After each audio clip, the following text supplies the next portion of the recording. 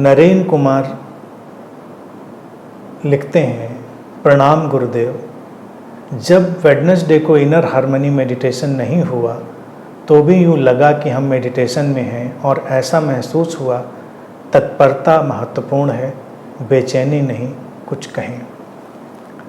बेशक नरेन, अगर ऐसा लगा तो तुम फॉर्चुनेट हो, सौभाग्यशाली हो। अभी जैसे दो शब्दों की बात आई थी, ट्रस्ट और पेशेंस, तो ये पेशेंस, ये धैर्य, ये चाहिए, तत्परता ही तो ध्यान में ले जाएगी।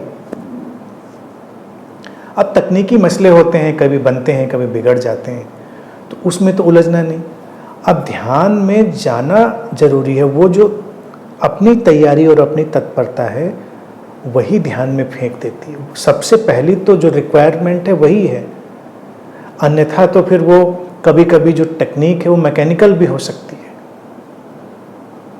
तो इसलिए अगर ऐसा लगा कि ध्यान नहीं हुआ तब भी ध्यान की घटना घटी तो महत्वपूर्ण है।